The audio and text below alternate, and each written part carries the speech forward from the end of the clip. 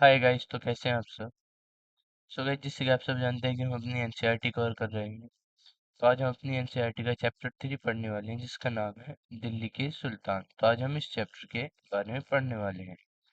तो शुरू करते हैं अपने इस चैप्टर को। सो गाइस, तो शुरू करते हैं अपने चैप्टर को।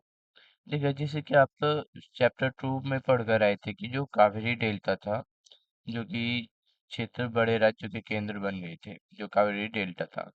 तो जो कावेरी डेल्टा जैसे जो बड़े क्षेत्र थे, एक राज्य के केंद्र बन गए थे। देखिएगा, हम हमने कभी भी अभी तो चैप्टर में, पिछले चैप्टर में कभी वो ऐसे राज्य का जिक्र नहीं किया जिसमें उसकी राजधानी दिल्ली हो, उसकी कैपिटल दिल्ली रही हो।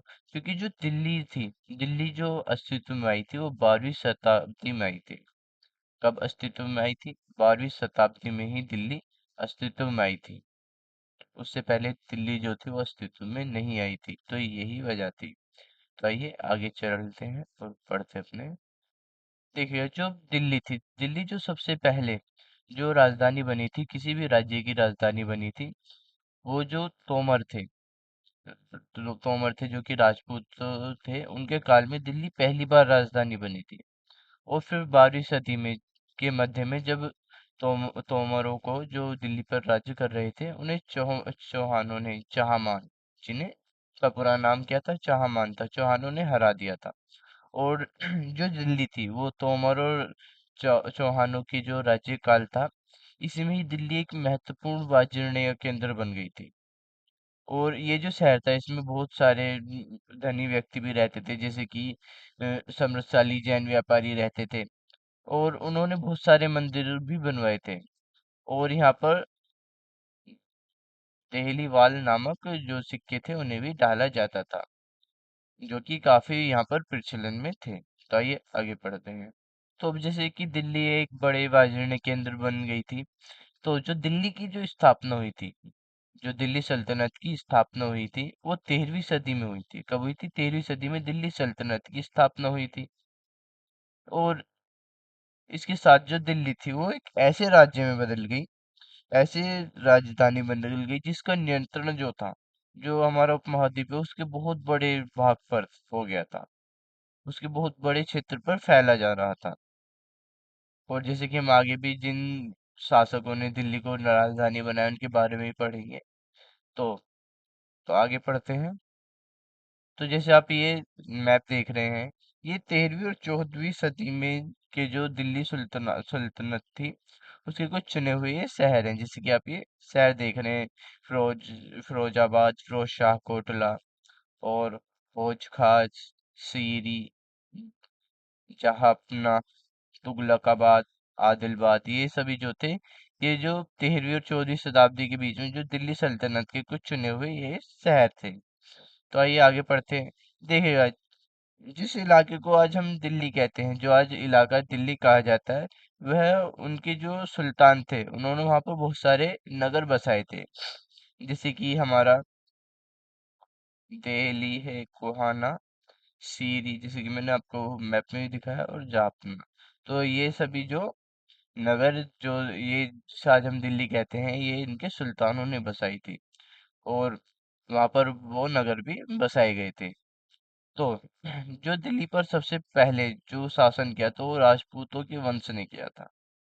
राजपूतों के वंश ने किया था, जो कि दिल्ली के शासक थे। देखिए, सबसे पहले तोमर वंश आया था। कब आया था? ये आरंभिक 12वीं शताब्दी, जो 12वीं शताब्दी शुरू हुई उससे, जब 12वीं शताब्दी शुरू हुई थी। और ये 1165 में आया था। फिर उसके पास उसके बाद अनंग पाल आए थे, जो कि 1113 से 1145 तक रहे थे। फिर चौहान, जिन्हें चाहमान भी कहा गया। तो फिर चौहान आए थे। चौहानों का जो शासनकाल था वो दिल्ली पर 1165, 1165 से लेकर 1192 तक था।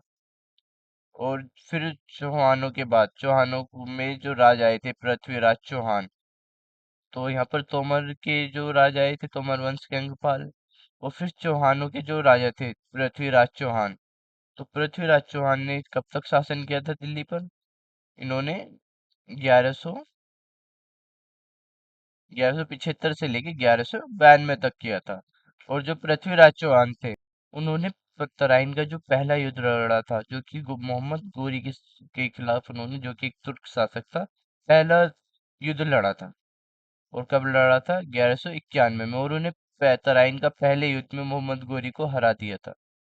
लेकिन जब अगले ही साल तराइन का दूसरा युद्ध हुआ, तो ये मोहम्मद गोरी के हाथों हार गए। और इसी के साथ जो तुर्क शासन था वो भारत में आने लगा। जो प्रारंभिक तुर्क शासक थे वो भारत में आने लगे थे।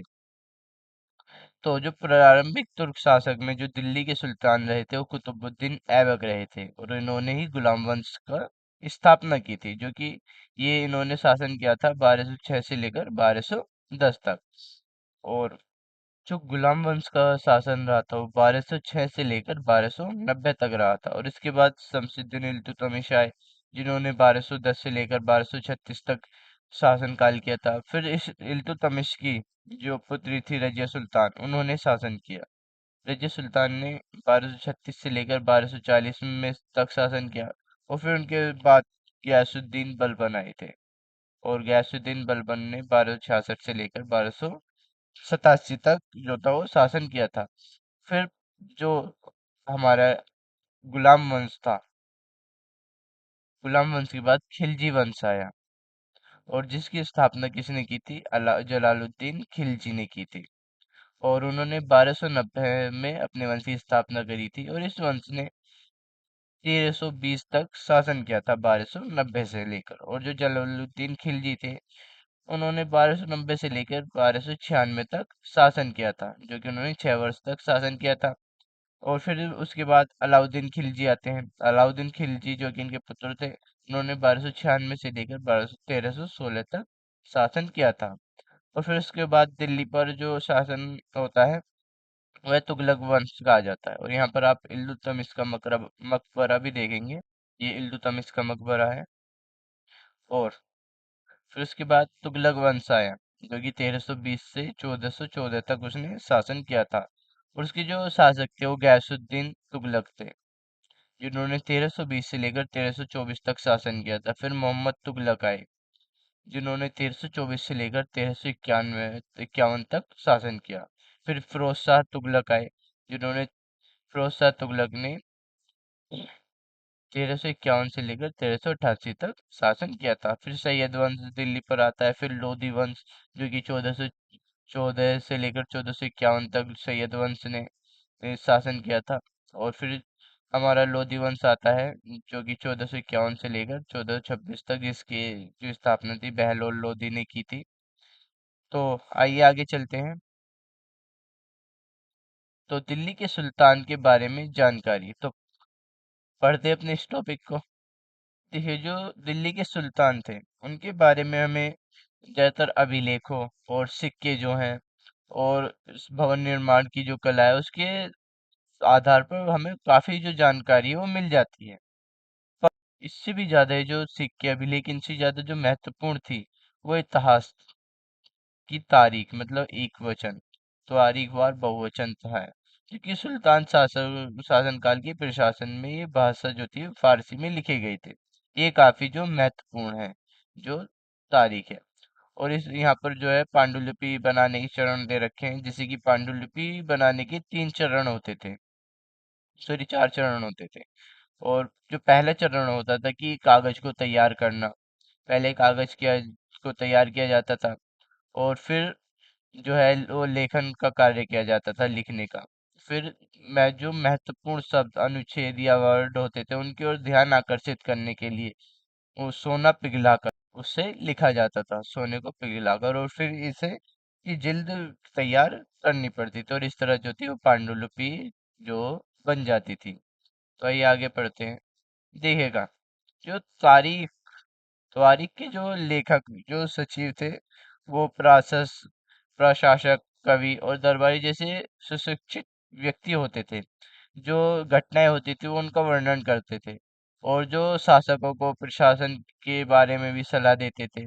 और वो जो न्याय के द्वारा शासन हो, उसके जो महत्व है उस पर भी वो बहुत ज्यादा जोर दिया करते थे। तो आइए आगे पढ़ते हैं। तो न्याय चक्र, देखिएगा, तो एक 13वीं शताब्दी के इतिहासकार है। तो 13वीं शताब्दी के इतिहासकार थे फरखे मुदब्बिर ने न्याय चक्र के बारे में थोड़ा सा लिखा था। ये वो बताते हैं कि जो राजा था उनका काम जो था वो सैनिकों के बिना नहीं चल सकता था। राजा जो था उसका सैनिकों के बिना काम नहीं चल सकता था। और जो सैनिक थे उनका काम वेतन के बिना नहीं चल सकता था। वो वेतन के बिना जीवित नहीं रह सकते थे। और वेतन आता कहाँ से था? जो किसानों से अतिरिक्त जो टैक्स किया जाता था, जो किसानों से टैक्स लिया जाता था, उससे आता था। मगर जो किसान होते थे वो टैक्स जब ही चुका सकते थे जब वो खुशहाल रहे, अधिक उनकी फसल अधिक हो, मतलब फसल अच्छी खासी हो। और ऐसा तब होता था जब राजा न्याय और ईमानदार प्रशासन को बढ़ावा देता था। तो ये सब न्याय चक्र होता था। तो आइए आगे पढ़ते हैं। ठीक है, जैसे कि हम तारीख के लेखक के बारे में पढ़ गए थे। अभी तारीख के जो लेखक हुआ करते थे ये नगरों में रहते थे, जैसे कि दिल्ली में, विशेषकर दिल्ली में ही रहते होंगे। और ये कभी गांवों में रहते ही नहीं होंगे। ये शायद ही कभी गांवों में रहे होंगे और नए गांवों में नहीं रहते थे। और वो जो अपना इतिहास था वो सुल्तानों के लिए लिखते थे कि उनसे उन्हें ढेर सारा जो इनाम या पैसे मिले, इसकी आशा से वो सुल्तान के लिए अपना इतिहास लिखते थे। और तीसरा, ये जो लेखक होते थे, ये जो शासक होते थे, इनके जन्मसिद्ध अधिकार और इनके लिंग भेद पर जो आधारित जो आदर्श समाज है उसमें जो व्यवस्था है उसे बनाए रखने की वो सलाह देते थे। और उनके जो विचार होते थे, उनके विचार से सारे जो लोग होते थे वो सहमत नहीं भी होते थे। मतलब उनके जो विचार होते थे उनसे सारे लोग सहमत नहीं होते थे। तो जन्म सिद्ध अधिकार क्या होता है? ये जो जन्म सिद्ध अधिकार होता है, देखिए जन्म के आधार पर कोई विशेष अधिकार का दावा करना। जैसे कोई व्यक्ति है, वो कुलीन, उसके परिवार में कोई जन्म लेता है, तो उसे कुछ खास परिवार में जन्म लेने के कारण शासन करने का अधिकार उसे विरासत में मिलता है। तो इसे जन्म सिद्ध अधिकार कहते हैं, कोई जन्म के आधार पर कोई विशेष अधिकार का दावा करना।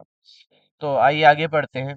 तो सन 1236 में, जैसे कि हम ऊपर पढ़ कर आए थे, कि जो सुल्तान थे, जो सुल्तान इल्तुतमिश की बेटी थी रजिया, वो दिल्ली की गद्दी पर बैठी थी। और उस युग के इतिहासकार जो थे मिनहाज सिराज ने स्वीकार किया था कि जो रजिया थी वो अपने भाइयों में सबसे योग्य थी, सबसे सक्षम थी शासन चलाने में। लेकिन फिर भी जो एक रानी को शासक के रूप में मान्यता नहीं दे पा रहा था। जो मिन्हाज सिराज है वो फिर भी एक रानी को शासक के रूप में मान्यता नहीं दे पा रहे थे। और जो दरबारी जन थे, मंत्री आदि थे, उसका जो स्वतंत्र रूप से शासन करने करने का जो कोशिशें थी उसे प्रसन्न नहीं थे। और सन 1240 में रजिया सुल्तान को सिंहासन से हटा दिया गया। तो लिंग भेद क्या होता है? देखिए, लिंग भेद होता है जो स्त्री और पुरुष हो उनके बीच में सामाजिक और जो शारीरिक रचना संबंधित अंतर, जो सामाजिक और शारीरिक रचना है उनके संबंध में अंतर को लिंग भेद कहते हैं। और आमतौर पर एक तर्क भी दिया जाता है कि ऐसे अंतर के कारण जो पुरुष है वो स्त्रियों की तुलना में श्रेष्ठ होता है। तो आइए आगे पढ़ते हैं और जो रजिया सुल्तान है उसके बारे में मिनहाज सिराज के विचार को जानते हैं। देखिएगा, तो हमारे इतिहासकार थे मिनहाज सिराज, उनके विचार था कि जो ईश्वर ने जो आदर्श समाज व्यवस्था बनाई है उसके अनुसार जो स्त्रियां हैं उन्हें पुरुषों के अधीन होना चाहिए। और जो रानी का शासन है, जो एक रानी शासन करती है, ये जो व्यवस्था है इसके विरुद्ध है। उनका मानना ऐसा था। तो इसलिए वह कहता है कि जो खुदा की जो रचना के खाते में जो उसका प्योर है रजिया सुल्तान का, वो मर्दों की सूची में नहीं आता है। और इसलिए उसकी जो ये शानदार खूबियां होते हुए भी उसे आखिर हासिल क्या हुआ? तो रजिया सुल्तान ने अपने जो अभिलेख और सिक्के भी चलवाए थे, अभिलेख अंगलेख करवाए थे और सिक्के चलवाए थे, जो कि वो इल्तुतमिश की बेटी थी। और उसने आंध्र प्रदेश के वरंगाल क्षेत्र में, मतलब आंध्र प्रदेश के जो वरंगाल क्षेत्र है, आधुनिक जो आंध्र प्रदेश है, उसमें किसी समय पर एक काकतीय वंश का राज्य था और उस वंश की जो रानी थी वो रानी रुद्रमा देवी थी। और उनके व्यवहार से रजिया का व्यवहार बिल्कुल अलग था। रुद्र रुद्रमा देवी ने अपने जो अभिलेख है उसमें अपना नाम जो आदमियों की तरह पुरुषों की तरह लिखवाया हुआ है। और जो पुरुष है होने को उन्होंने भ्रम पैदा किया था। और वह एक महिला शासिका थी। और इसके अलावा और भी महिला शासिका थी जैसे कश्मीर की रानी दित्ता। और जिनका नाम दीदी मतलब बड़ी बहन से निकला है। और ये शासन इसलिए चल पाए थे क्योंकि जो प्रजा है उन्होंने अपनी रानी के लिए स्नेह भरा संदेश आदि संबोधन दिया होगा, इसी वजह से ये जो शासन था महिला शासिका का चल पाया था। तो आइए आगे पढ़ते हैं। तो दिल्ली सल्तनत का विस्तार और गैरिसन शहर से साम्राज्य तक। तो यहाँ पर जो देख रहे हैं ये दिल्ली सल्तनत का विस्तार है। ये जो है ये शमसुद्दीन इल्तुतमिश द्वारा जीते गए प्रदेश हैं, जैसे कि उसने मुल्तान को जीता था। और यहाँ पर लखनऊ थी। और बनारस, अवध और ग्वालियर, रत, अम्बोर और बदायूं। तो ये जो सभी प्रदेश ये इल्तुतमिश द्वारा ही जीते गए थे। तो आइए आगे चलते हैं। ठीक है, जब 13वीं सदी थी तो 13वीं सदी की जो शुरुआती साल थे उसमें जो दिल्ली सुल्तान थे, दिल्ली के जो सुल्तान थे उनका जो शासन था वो गैरासीनो मतलब गैरासीन एक ऐसी जगह होती है जो कि किले बंद बसाव हो वहां। और जहाँ सैनिक रहते हो ऐसा किले बंद बसाओ जहाँ पर सैनिक रहते हो। तो जो दिल्ली के सुल्तान थे वो गैरासीनो मतलब रक्षा सैनिकों की टुकड़ियों के निवास के लिए के रहने के लिए किलेबंद शहर से आगे तक कभी भी नहीं फैला था, मतलब वो कभी फैला नहीं था 13वीं शताब्दी के आरंभिक में। और जो उनका शहरों से संबंध था और उनके जो दूर से दूर दूर के उनसे जो दूर भीतरी प्रदेश थे, भीतरी प्रदेश वो होते हैं किसी शहर या बंदरगाह के जो आसपास के इलाके होते हैं जो शहर के लिए वस्तु और सेवा की पूर्ति करते हैं और भीतरी प्रदेश बोलते हैं उन्हें। और उनका नियंत्रण जो था वो बिल्कुल कम था। और इसलिए उन्हें जो आवश्यक सामग्री और जो रसद होती थी और रसद के लिए व्यापार कर या लूटमार पर ही उन्हें निर्भर रहना पड़ता था। उनका ऐसे इलाकों पर नहीं था जहां पर ये वस्तु और सेवाओं की पूर्ति करे। तो जो दिल्ली दूर से सुदूर जो बंगाल और सिंध के जो गैरासिन शहरों का जो नियंत्रण था वो बहुत ही कठिन था। और बगावत, युद्ध या कभी खराब मौसम की वजह से जो उनसे संपर्क था, संपर्क टूट जाता था। संपर्क के नाजुक सूत्र जो थे वो टूट जाते थे और शासन को जो अफगानिस्तान के से जो हमलावर आ रहे थे और उनके जो सूबेदारों से उन्हें बराबर चुनौती मिल रही थी। तो जरा सी कमजोरी होने पर ही सल्तनत की तो बहुत बड़ा विद्रोह भी खड़ा हो जाता था। जरा सी कमजोरी पर भी विद्रोह खड़ा हो जाता था। और विद्रोह खड़े होने की आवाज मिलने लगती थी और विद्रोही अपना झंडा भी गाड़ देते थे। और इन चुनौतियों के चलते जो सल्तनत थी उसका जो संचालन बड़ी मुश्किल से किसी तरह अपने आप को बचाए हुए करती। और सल्तनत काल का जो विस्तार किया था वो गयासुद्दीन बलबन, अलाउद्दीन खिलजी और मोहम्मद तुगलक के राज्यकाल में हुआ था। तो जो सल्तनत की जो भीतरी की सीमाएं थी उनका ये लक्ष्य रखा गया है कि जो गैरासिन शहर है उनकी जो पृष्ठभूमियां हैं उनके जो स्थित जो भीतरी क्षेत्र उनके जो अंदर के क्षेत्र हैं उनकी जो स्थिति है उन्हें मजबूत करा जाए।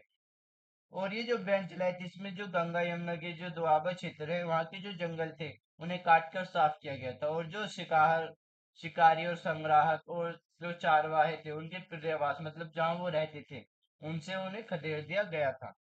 और जो ये जमीन थी ये किसानों को दे दी गई। किसी काल में? गयासुद्दीन बलबन के काल में। तो ये जो जमीनें थी ये किसानों को दे दी गई थी और उन्हें कृषि करने के लिए प्रोत्साहित किया गया था। और जो व्यापार मार्ग को सुरक्षित करा, उनकी सुरक्षा व्यवस्था की और जो क्षेत्रीय व्यापार है उसकी उन्नति के लिए नए नए शहरों को बसाया गया, उनमें लोगों को बसाया गया। अब जब किसानों को नए नए शहर बसाए गए तो उनसे टैक्स की भी प्राप्ति होने लगी। अब जब टैक्स बढ़ने लगा तो जो राजा थे उसकी पावर जो थी वो बढ़ने लग गई थी। अब जो दूसरा विस्तार था सल्तनत की, अब जो बाहरी सीमा का विस्तार था वो अलाउद्दीन खिलजी के शासनकाल में हुआ था, जो कि दक्षिण भारत को लक्ष्य करके और उसके सैनिकों ने जो विस्तार का अभियान किया था। और ये जो अभियान था ये मोहम्मद तुगलक के समय में अपनी एकदम चरम सीमा पर पहुंचा हुआ था। और इन अभियानों में सेनाओं के साथ जो थे वो हाथी, घोड़े, गुलाम, मूल्यवान धातु जो थे वो अपने कब्जे में ले रही थी, जो कि दक्षिण भारत में ये जो सैन्य अभियान चल रहा था। तो आइए आगे चलते हैं। तो जो दिल्ली सल्तनत है वो शुरू में जो थी उसकी जो शुरुआत थी वो अब बहुत ही कमजोर थी। मगर जब अब 150 वर्ष बाद जब मोहम्मद तुगलक की जो राज्यकाल आया उसके अंत तक इस महाद्वीप का एक जो विशाल क्षेत्र है इस युद्ध अभियान के अंतर्गत आ चुका था। एक दक्षिण मतलब विशाल उपमहाद्वीप का विशाल क्षेत्र उसके युद्ध अभियान के अंतर्गत आ चुका था। और उसने अब जो दुश्मन थे उनकी सेनाओं को हराकर और उनके शहरों पर कब्जा कर लिया था। और इसके लिए सूबेदारों को, प्रशासकों को और में फैसला सुनाते थे। ये जो शहर होते थे इन शहरों में उसके जो प्रशासक और सूबेदार होते थे वही मुकदमे आदि के फैसले सुनाते थे। और रोज किसानों से कर वसूलने लग गए थे। और ये जो विशाल क्षेत्र था इस पर जो नियंत्रण था ये काफी हद तक और प्रभावी रहा था। और जैसे कि आप ये मैप देख रहे हैं, ये जो गयासुद्दीन सॉरी मोहम्मद तुगलक और अलाउद्दीन खिलजी के शासनकाल में जब ये अभियान हुए थे, जो सैन्य अभियान हुए थे उनके ये हैं, जो दक्षिण भारत को लक्ष्य कर कर सैन्य अभियान किए गए थे गुजरात और देवगिरी तक। तो ये जो संपूर्ण पूरा दक्षिण भारत है जो अलाउद्दीन खिलजी जो था और मोहम्मद तुगलक इनके समय में ये पूरा कब्जे में आ चुका था, जो दिल्ली सल्तनत है उसके। तो ये आगे पढ़ते हैं। जैसे कि आप ये देख रहे हैं ये 12वीं शताब्दी के आखिर में एक मस्जिद बनी थी जिसका नाम था कुतुब अल इस्लाम मस्जिद। कुतुब अल इस्लाम मस्जिद और उसकी मीनारे, इसकी जो मीनारे हैं ये कुतुब अल इस्लाम मस्जिद है उसकी मीनारे हैं। और ये जो जामा मस्जिद थी ये दिल्ली के सुल्तानों द्वारा बनाई गई थी, जो दिल्ली के सुल्तान थे उनके द्वारा बनाई गई थी और सबसे पहले शहर में ये स्थित है। और इसलिए इतिहास में इस शहर को इतिहास में देहली है कुरहान मतलब पुराना शहर नाम से दर्शाया गया है इस शहर को। और ये जो मस्जिद थी इल्तुतमिश अलाउद्दीन खिलजी ने और विस्तार किया। और और ये जो मीनारे हैं कुतुब मीनार की एक जो एक दो मीनार थी। फिर जो पहली मीनार थी वो तो कुतुबुद्दीन ऐबक में बनवाई थी और बाकी से इसका इल्तुतमिश से फिर इसकी जो मरम्मत का काम फिरोज शाह तुगलक ने भी इसका करवाया था। तो जैसे कि आप ये जंगले देख रहे हैं विंडो है, इसी तरह की विंडो इस उसमें लगवाई गई थी। तो ये मस्जिद का जो शब्द है ये अरबी का शब्द है जिसका अर्थ होता है कि ऐसे स्थान जहाँ जो मुसलमान होते हैं वो अल्लाह की आराधना में सजदा करते हैं, मतलब घुटनों और माथा टेकते हैं। और जामा मस्जिद का या मस्जिद जामी वह मस्जिद होती है जहाँ पर जो बहुत सारे मुसलमान एक साथ इकट्ठा होते हैं और फिर नमाज पढ़ते हैं। और नमाजी की जो रस्में होती हैं सारे नमाजियों में सबसे अधिक सम्माननीय जो विद्वान पुरुष होते हैं जिन्हें इमाम कहते हैं, नेता मतलब सरदार के रूप में जो इमाम होते हैं वो उनके रूप में चुना जाता है। और इसमें इमाम जो होता है शुक्रवार की नमाज के दौरान धर्मतेश मतलब कुतबा, अरबी में उसे कुतबा बोलते हैं, भी देते हैं। और नमाज के दौरान जो है मुसलमान मक्का की तरफ मुंह करके खड़े होते हैं। और भारत में जो मक्का है वो पश्चिम की ओर है और मक्का की ओर की दिशा को किबला भी कहा जाता है। क्या कहा जाता है? किबला भी कहा जाता है। और ये जो आप फोटो देख रहे हैं ये बेगमपुरी की मस्जिद का है, बेगमपुरी मस्जिद का। और ये जो मस्जिद है ये मोहम्मद तुगलक ने बनवाई थी। और ये जो मस्जिद थी ये नई दिल्ली में बनवाई गई थी जहाँ पर उसकी राजधानी थी नई दिल्ली में जहापना, जो कि जहापना का मतलब है विश्व की शरण स्थली, कि ये मुख्य मस्जिद के तौर पर ये बनवाई गई थी, जिसके हम मानचित्र एक में भी देखकर आ चुके हैं कि जाफना कहाँ है। और ये जो मस्जिद थी मोटा की मस्जिद जो कि सिकंदर लोदी के शासनकाल में उसके मंत्रियों ने बनवाई थी। और जो दिल्ली के सुल्तान थे उन्होंने जो सारा उपमहाद्वीप था उसके बहुत सारे शहरों में मस्जिद बनवाई थी। और इसमें जो थे वो बहुत सारे मुसलमान और इस्लाम के रक्षक होने के दावे को भी बल मिलता था। और जो समान आचार संहिता और आस्था का पालन करने वाले श्रद्धालुओं के लिए परिसर एक समुदाय से जुड़ा होना था। और ये जो चित्र है जमाली कमाली की मस्जिद का है जो कि 1520 में के दशक के आखिरी दिनों में ये बनी थी, क्योंकि श्रद्धालु के एक समुदाय में जुड़ने के बोध उत्पन्न करने में भी जो मस्जिद थी वो सहायक होती थी। तो एक समुदाय का अंग होने के बोध भी प्रबल करना जरूरी था, क्योंकि मुसलमान अनेक भिन्न प्रकार की पृष्ठभूमियों से आते थे। जो मुसलमान आते थे, जो कि हमारे उपमहाद्वीप में आते थे। तो आइए आगे पढ़ते हैं। तो हमारा नेक्स्ट टॉपिक है खिलजी और तुगलक वंश के अंतर्गत प्रशासन, समेकन नजदीक से एक नजर। ठीक है, जो दिल्ली सल्तनत थी ये बहुत ही विशाल साम्राज्य हो गया था। तो ऐसे साम्राज्य के लिए समेकन के लिए, ऐसे साम्राज्य के, ऐसे विशाल साम्राज्य के समेकन के लिए जो विश्वसनीय सूबेदार प्रशासक, जो विश्वसनीय ईमानदार हो, जिन पर भरोसा किया जा सके, ऐसे जो प्रशासक होते थे इनकी बहुत ज्यादा जरूरत होती थी। और जो दिल्ली के जो आरंभिक सुल्तान थे, जैसे कि इल्तुतमिश, और उनके सामंत और जमींदारों के साथ अपने विशेष गुलामों, मतलब अपने विशेष सूबेदारों को भी नियुक्त करना बहुत पसंद करते थे। और ये जो गुलाम होते थे, इन्हें फारसी बंधुकों कहा जाता था। और इन्हें जो सैनिक सेवा के लिए भी खरीदा जाता था, इन्हें सैनिक सेवा के लिए खरीदा जाता था। और उन्हें राज्य के बहुत ही महत्वपूर्ण राजनीतिक पदों पर भी काम करने के लिए बड़ी सावधानी से सुरक्षित किया जाता था। गुलाम इसलिए खरीदे जाते थे क्योंकि वो पूरी तरह अपने मालिक पर निर्भर होते थे, इसलिए सुल्तान को भी विश्वास करने के लिए उन पर निर्भर रहना पड़ता था जो गुलाम खरीदे जाते थे। और बहुत सारे गुलामों को भी एग्जाम्पल मिलते हैं, जैसे कुतुबुद्दीन ऐबक खुद एक अपना जो सरदार जो था उसका गुलाम था। और इसके अलावा जो इल्तुतमिश था वो भी एक गुलाम ही था, जो कि इल्तुतमिश को गुलामों का गुलाम भी कहा जाता है, क्योंकि जो कुतुबुद्दीन ऐबक था जो कि खुद गुलाम था वो उसका गुलाम था। गुलाम का मतलब होता है कि कोई ऐसा स्थायी दास जिसको खरीदा गया हो, और वह अपने मालिक पर ही निर्भर रहता हो और अपने मालिक की हर बात को मानता हो, मतलब उसका एक तरीके से दास। तो आइए आगे पढ़ते हैं। तो यहाँ पे लिखा है कि बेटों से बढ़कर गुलाम। तो बेटों से बढ़कर जो गुलाम, देखिए जो सुल्तानों को सलाह दी जाती थी कि जिस गुलाम को हमने खरीदा है उसे हमने पाल पोस कर बड़ा किया और आगे बढ़ाया, और उसकी हमें देखभाल करनी चाहिए।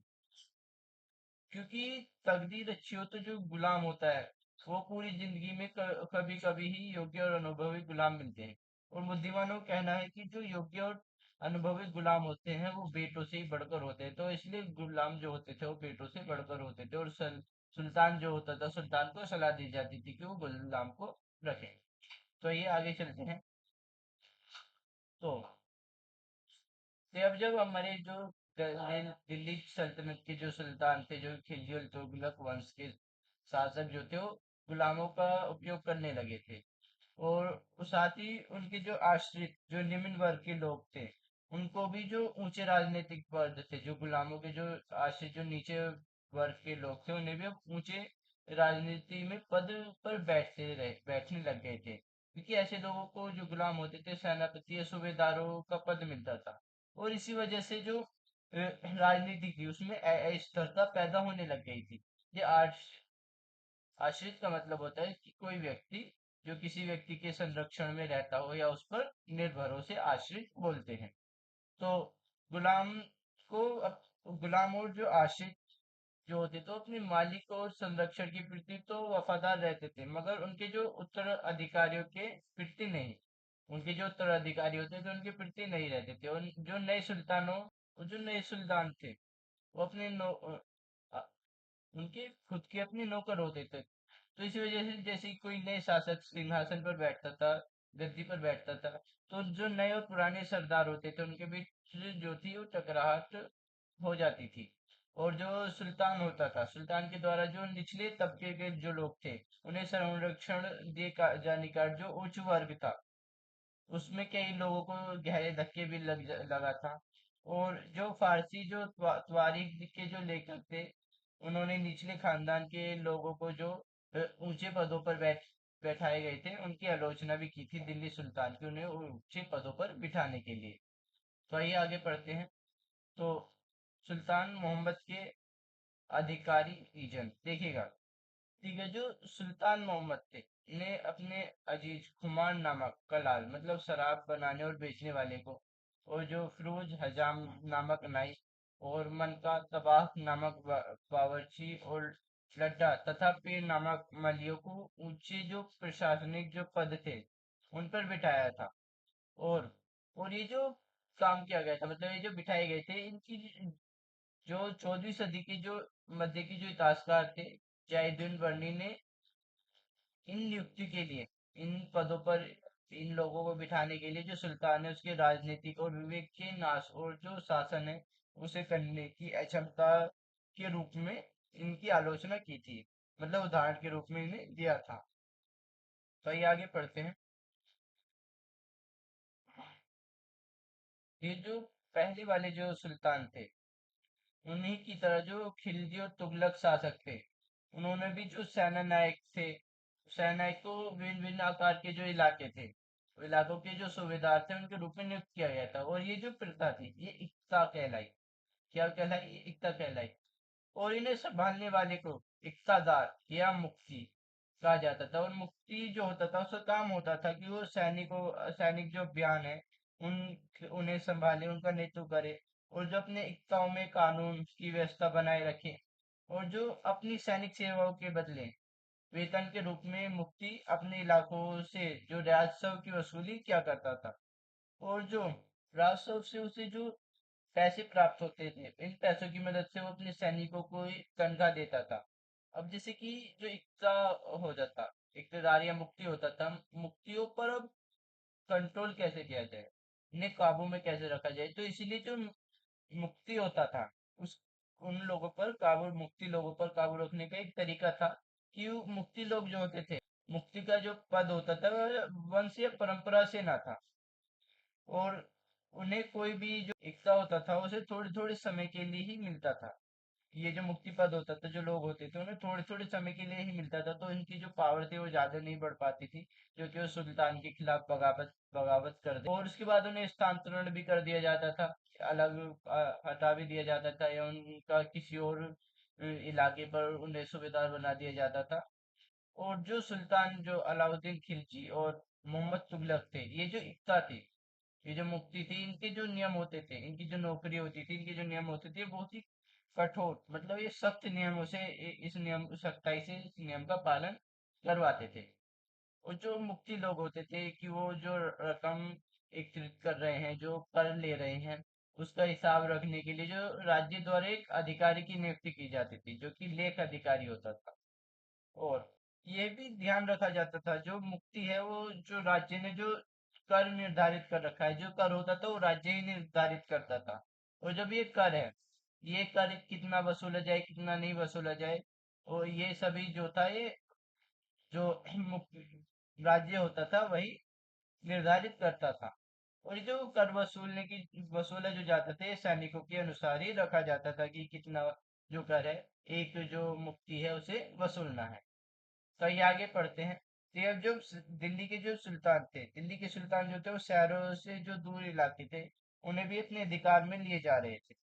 और जिनके जो भूस्वामी थे, जिनके जो जो जमीनों को अपने कब्जे में लिया गया था, उनके भूस्वामी जो थे, उनके समंतो और जो अमीर थे, जिनकी जमीन और जमींदार जो थे, जिन्हें अपनी सत्ता में ले लिया था दिल्ली सल्तनत के सुल्तानों ने, तो उन्हें दिल्ली के सुल्तान के आगे झुकना पड़ा, उन्हें झुकने के लिए बाध्य होना पड़ा था। और जो अलाउद्दीन खिलजी है, जो भू राजस्व है और जो कर निर्धारण है, इसके जो कार्य थे, इसके कार्य जो थे उसने राज्य के अपने नियंत्रण में ले लिए थे, जो भी उसके द्वारा जो जमीनों पर कब्जे है जीते गए थे। अब जो वो स्थानीय संबंध थे, अब जो कर लगाते थे, उनके जो ये अधिकार थे उनसे ले लिए गए। अब बल्कि उन्हें खुद भी कर चुकाना पड़ता था। पहले तो वो कर लिया करते थे, लेकिन अब उन्हें खुद कर चुकाना पड़ता था, उनसे ये अधिकार ले लिया गया था।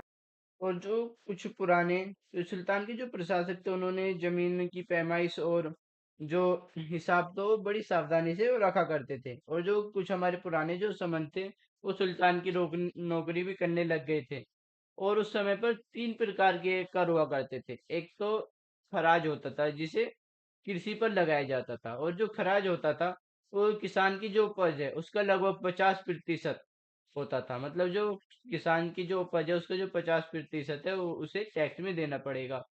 और मवेशियों पर होता था और घरों पर, ये 3 प्रकार के टैक्स दिए जाते थे। ठीक है, जैसे कि जो उपमहाद्वीप था इसका काफी बड़ा हिस्सा जो था वो सुल्तान के हिस्से में आ चुका था, जो दक्षिण भारत था। लेकिन इससे भी काफी बड़ा हिस्सा जो था वो सुल्तान के बाहर था, जैसे दिल्ली से बंगाल तक का जो सुदूर प्रांत थे उनका नियंत्रण करना कठिन था। और जो दक्षिण भारत है, दक्षिण भारत की विजय के तुरंत बाद ही जो वो पूरा इलाका था, वह जो पूरा क्षेत्र था वो फिर से स्वतंत्र हो गया था। और जो गंगा के मैदानी क्षेत्र थे उनमें बहुत ज्यादा घने जंगल वाले भी क्षेत्र थे, और जिसमें जिन्हें बैठने में जो सुल्तान की जो सेनाएं थी वो सक्षम नहीं थी।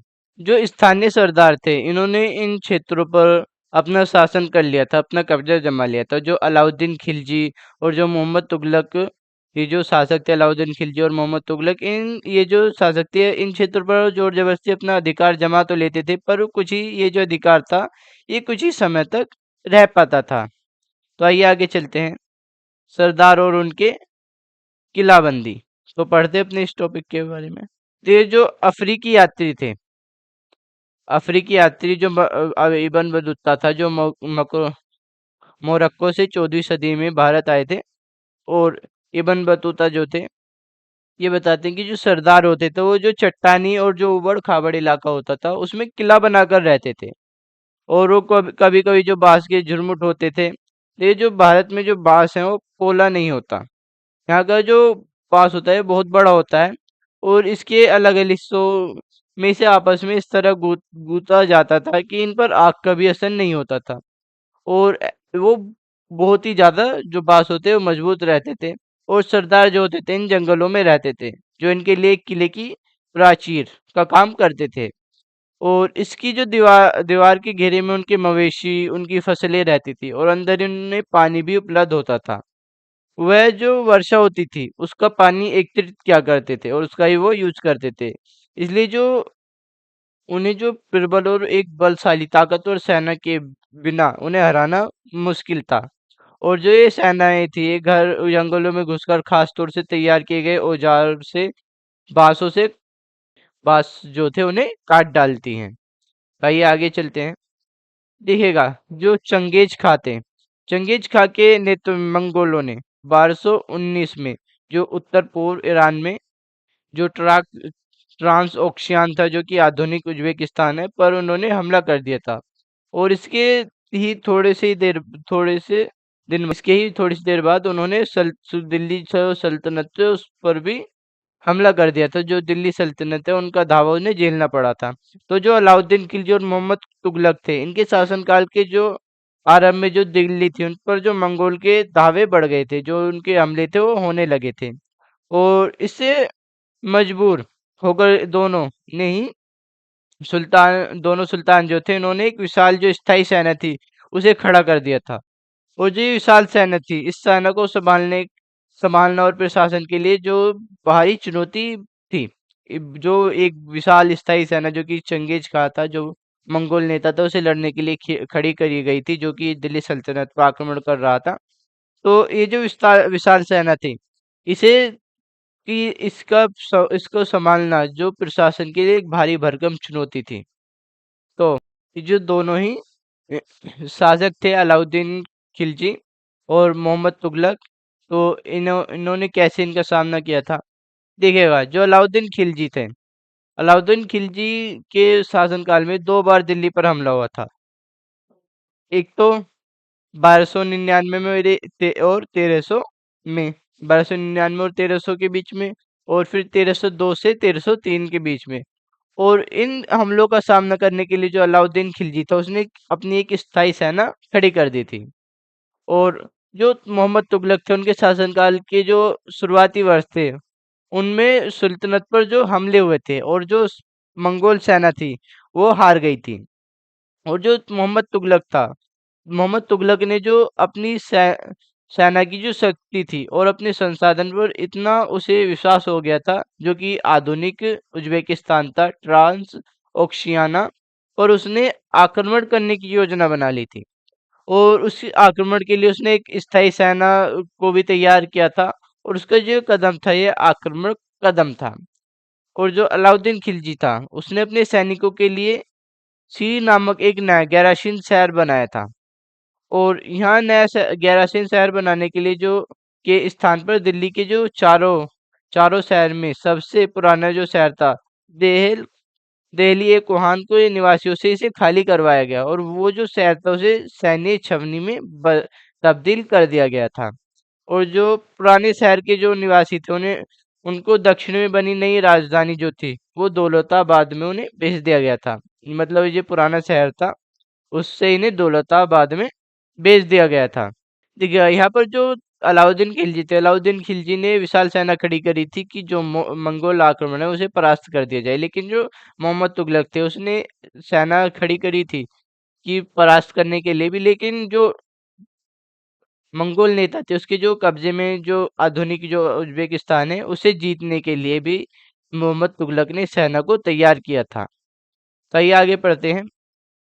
तो सैनिकों के जो पेट भरना है, मतलब सैनिकों को खाना खिलाना, उन्हें जो वेतन देना, इसकी जो समस्या थी तो जो गंगा यमुना के जो बीच की जो भूमि थी उससे कर के रूप में जो खेती की जो पैदावार थी वो इकट्ठा कर हल किया गया था। जो खेती में पैदावार होती थी उसे इकट्ठा किया जाता था। अब कर नहीं लिया जाता, पैसों से कर नहीं लिया जाता था, जो कि पैदावार होती थी उसे इकट्ठा कर लिया जाता था।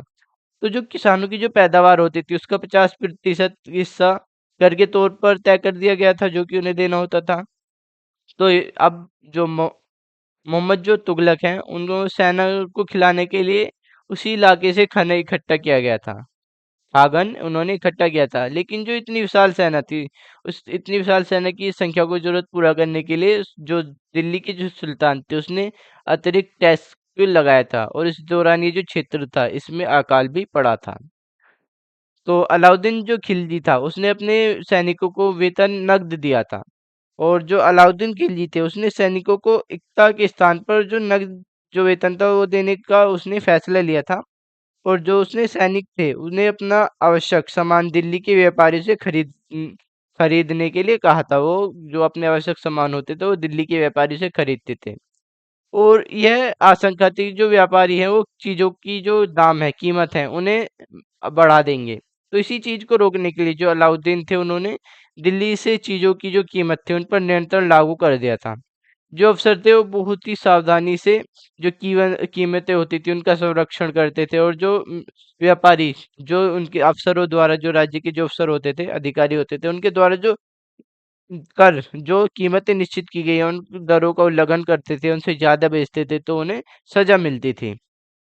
और जो मोहम्मद तुगलक थे वो भी सैनिकों का नकद वेतन देते थे। लेकिन उनकी कीमत पर नियंत्रण करने की जगह उन्होंने कुछ-कुछ जैसे कि कागज़ी मुद्रा चलाई थी, जो कि टोकन बोलते हैं, सांकेतिक मुद्रा चलाई थी।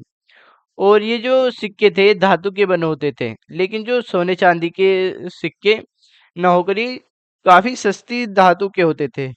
और जो 14वीं जो शताब्दी के जो लोग थे, इन पर इस मुद्रा पर इन्हें भरोसा नहीं था। तो वो बड़े चतुर थे और उन्होंने जो उनके जो सोने चांदी के जो सिक्के थे, उन्हें सिक्कों को बचा कर रख लेते थे। और जो अपने सारे काम होते थे वो इसी टोकन जो धातु की ये जो मुद्रा होती थी इससे ही करते थे। और इस ये जो सस्ती मुद्रा होती थी इसकी सस्ती मुद्रा की वजह से इसके जाली सिक्के भी बड़े आसानी से बनाए जा सकते थे। तो आइए आगे चलते हैं। देखिए जो अलाउद्दीन ने प्रशासनिक कदम काफ़ी सफलता रहे थे। और इतिहासकारों ने जो कीमतों में कमी और बाज़ारों की जो वस्तुओं में कुशलता से आपूर्ति के लिए उसके शासनकाल की जो बहुत प्रशंसा की थी। और मंगोल आक्रमण के खतरे का उसने सफलतापूर्वक जो था वो सामना किया था। अब जो मोहम्मद तुगलक था उसके द्वारा जो प्रशासनिक कदम उठाए गए थे वो बेहद ही असफल रहे। कश्मीर पर उसका आक्रमण जो था वो पूरी तरह विफल रहा, वो सफल नहीं हो पाया। और अब उसने जो तुरान पर जो हमला करने का भी इरादा उसने छोड़ दिया था। और इसी वजह से जो विशाल सेना उसने बनाई थी उसे उसने भंग करना पड़ रहा था। उसे भंग कर दिया था, उसे खत्म कर दिया गया था। और इस बीच जो उसने प्रशासन संबंधी जो कदम उठाए थे उनसे बहुत सारी परेशानियां उत्पन्न हो गई थी। और दौलताबाद से ले जाए जाने वाले लोग जो थे उससे बहुत नाराज थे। और करों में वृद्धि हुई। और गंगा यमुना के दोआबा जो क्षेत्र था उसमें अकाल से जो जनता थी वो बगावत पर आ गई थी। जो गंगा यमुना का जो क्षेत्र था उसमें अकाल से जनता बहुत ज्यादा नाराज थी, तो वो बगावत पर उतर आई थी। तो मोहम्मद तुगलक थे जो थे, उन्हें जो अपनी टोकन मुद्रा थी उसे वापस भी लेना पड़ा था। तो आइए आगे पढ़ते हैं। तो ये जो सभी असफलताएं थी, इनके साथ ही हम भूल जाते हैं कि सफलताएं थी असफलताएं थी, इन सारी असफलताओं को देखते हुए कि जो दिल्ली के पहले सुल्तान ने जो किसी मंगोल नेता के इलाके को फतेह करने की योजना बनाई थी। देखिए, जहाँ अलाउद्दीन खिलजी का जो बल था वो प्रतिरक्षा था, तो मोहम्मद तुगलक था, उसने ऐसा कदम उठाया था कि जो मंगोल नेता थे उनके विरुद्ध ही उसने आक्रमण की जो थी योजना बना ली थी। तो आइए आगे चलते हैं। तो 15वीं 16वीं शताब्दी में सल्तनत, तो पढ़ते अपने इस टॉपिक को। ठीक है, जो तुगलक वंश था उसके बाद 1526 में जो दिल्ली और आगरा था उस पर सैयद और जो लोधी वंश था उन्होंने राज किया था। और जो तब तक जो जौनपुर जो बंगाल, गुजरात, राजस्थान, जौनपुर बंगाल, मालवा, गुजरात, राजस्थान, ये सब जो थे, वो जो पूरा दक्षिण भारत में जो स्वतंत्र शासन था वो उठ खड़ा होने लगा था, और जो राजधानियां थी वो समृद्ध होने लग गई थी, और जो राज्य थे वो फल फूल रहे थे। तो जो ये काल था इसमें जो अफगान और राजपूत जो थे उनके नए शासक भी आने लगे थे, इनके सभी के नए शासक आने लगे थे। और ये जो काल था इस काल में जो स्थापित जो राज्य में से जो कुछ तो शक्तिशाली थे, उनका जो शासन काल था वो सुव्यवस्थित तरीके से चला था, जैसे कि शेरशाह सूरी हो गए, शेरशाह सूरी हो गए, जो कि 1540 से 1545 तक उन्होंने शासन किया था। तो वो बिहार में अपने चाचा के एक छोटे से इलाके के प्रबंध के रूप में काम शुरू किया था, और आगे चलकर उन्हें उन्नति मिली, और जो मुगल सम्राट थे हुमायूं, उन्होंने 1530 से 1540 तक शासन किया था, फिर 1555 से 1556 तक किया था। उनको चुनौती दी थी और उन्हें परास्त कर दिया था, और इस वजह से जो जो हुमायूं थे उन्होंने जो उपमहाद्वीप था उस पे पहले 10 साल शासन किया, फिर बाद में 1 साल बाद शासन किया था। जो शेरशाह ने दिल्ली को जो अपने अधिकार में कर लिया था, करके और स्वयं को अपने राजवंश स्थापित किया था। जो शेरशाह थे वो सूर्यवंश के थे, और उन्होंने केवल 15 वर्ष तक शासन किया था। लेकिन इसके जो प्रशासन ने अलाउद्दीन खिलजी वाले तरीकों को अपनाकर और भी उन्हें अच्छा कर दिया था, अच्छी तरीके से उन्होंने अपनाया था। और जो महान मुगल सम्राट थे अकबर ने जब मुगल साम्राज्य को समेकित किया, तो उसने अपनी प्रतिमान के रूप में शेरशाह की जो प्रशासन था उसे ही उसकी व्यवस्था को अपनाया था, जो अकबर थे। सो गाइज अब आगे चलते हैं, तो हमारा लास्ट होगा आज का। तो 3 श्रेणियां, तो 3 श्रेणियां का विचार जो सबसे पहले आया था वो 11वीं शताब्दी के आरंभिक में आया था, जो कि फ्रांस में सूत्रबद्ध किया गया था। और समाज के अनुसार मतलब इन श्रेणी के अनुसार समाज को 3 वर्गों में विभाजित किया गया था। पहला था प्रार्थना करने वाला वर्ग, युद्ध करने वाला वर्ग और खेती करने वाला वर्ग। और इन वर्गों में समाज के इस विभाजन को ईसाई धर्म का समर्थन भी प्राप्त था, और ईसाई इस विभाजन में से ईसाई धर्म के वो समाज में अपने जो प्रबल प्रबल प्रभाव थे को भी दृढ़ करने की जो सहायता थी वो मिली थी। और इस विभाजन से योद्धा जो थे योद्धाओं को एक नए समूह भी उभर रहा था, और इन योद्धाओं को नाइट कहा जाता था। और जो ईसाई धर्म था वो एक समूह को संरक्षण देता था, और जो अपनी ईश्वरीय शांति थी उसकी जो अवधारणा के प्रसार में इनका जो उपयोग करता था। और जो नाइटों से अपेक्षा की जाती थी कि वो जो धर्म और ईश्वर की सेवा में समर्पित योद्धा रहे हों, और यह कोशिश रहती थी कि इन योद्धाओं को आपसी लड़ाई से विमुख करके उन मुसलमानों के विरुद्ध युद्ध करने भेजा जाए जो जिन्हें यरूशलेम शहर पर कब्जा कर रखा है।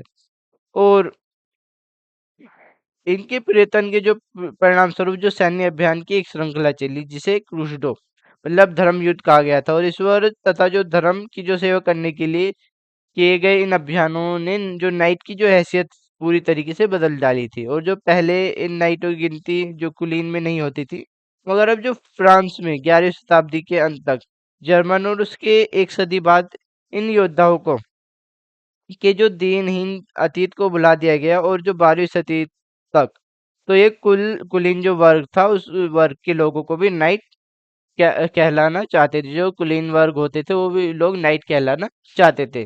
सो गाइस, यहाँ पर जो हमारा चैप्टर है वो कंप्लीट होता है। आई होप कि आपको वीडियो अच्छा लगा होगा। अगर आपको वीडियो अच्छा लगा है तो लाइक ज़रूर करें, और साथ ही अगर आप हमारे चैनल पर पहली बार आए हैं तो सब्सक्राइब जरूर करें और बेल आइकन को प्रेस करें। तो मिलते हैं अपने अगले वीडियो में, तब तक के लिए गुड बाय।